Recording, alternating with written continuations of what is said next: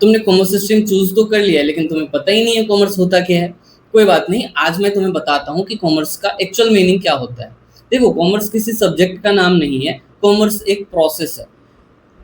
Production से लेके consumption तक के बीच में जितना भी एक्टिविटी होता है, उन सबको हम कॉमर्स बोलते हैं। अब प्रोडक्शन से लेके कंजम्पशन तक के बीच में एक्टिविटी कौन सा होता है? लेट सपोज कि एक किसान है, रामू नाम का एक किसान है जो आलू की खेती करता है, और रामू का एक बेटा है चिंटू, जो कि लेज खाता है। अब रामू का जो आलू का कीमत है वो 10 रुपये पर केजी है, लेकिन जो चिंटू आलू खाता, चिप्स खाता है आलू का, उसका प्राइस है 10 रुपया, जिसके अंदर सिर्फ 40 ग्राम होते हैं। अब वो 10 रुपये के हिसाब से किलो बेच रहा है, और यहाँ पे चिंटू 10 रुपये का सिर्फ 40 ग्राम चिप्स खा रहा है उसी आलू का। तो इस बीच में ऐसा क्या हुआ कि इसका प्राइस इतना ज़्यादा हाइप हो गया, इतना ज़्यादा बढ़ गया? तो मैं तुम्हें बताता हूँ, इसके अंदर बहुत सारे कॉमर्स के प्रोसेस ऐड हो चुके हैं, जिसकी वजह से इसका प्राइस इतना ज़्यादा बढ़ गया है।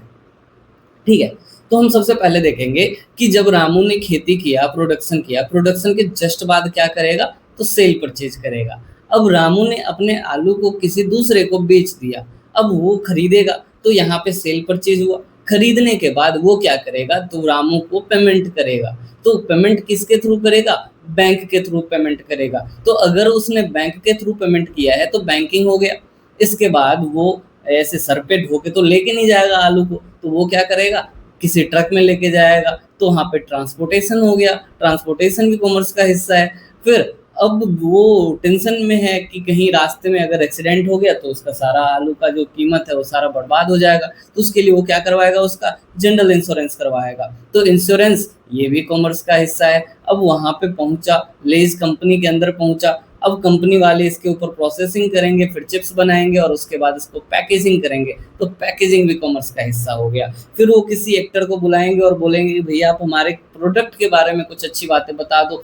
तो अब उस प्रोडक्ट के बारे में जो अच्छी बातें बताई जाएगी, यानी कि उसका एडवर्टाइज़मेंट किया जाएगा, ये भी कॉमर्स का हिस्सा है। और इतना जो ट्रांज़ैक्शंस हो रहा है, इसका देख-रेख भी तो करना है, इसको रिकॉर्ड भी तो करना है। तो इसके लिए जो उन्होंने अकाउंटिंग किया, ये भी कॉमर्स का हिस्सा है। और उसके बाद फिर वेयर हाउसिंग कहीं न कहीं रखना पड़ता है उन चीज़ों को प्रोड्यूस करके, या फिर जो यहाँ से आलू खरीद के लेके गए वो रखेंगे कहाँ? तो उसको वेयर हाउस में रखा जाता है। तो ये भी कॉमर्स का हिस्सा है। तो यहाँ पे क्या हुआ कि अब वो वेयर हाउस, यानी कि सब कुछ होने के बाद वही आलू जिसको रामू ने बेचा था, उसी आलू का चिप्स बन के रेडी हो चुका है, और रिटेलर के थ्रू चिंटू उस चिप्स को खरीद के खा रहा है। तो प्रोडक्शन से लेके कंजम्पशन तक के बीच में जितना भी एक्टिविटी हुआ, उन सबको कॉमर्स बोला जाता है।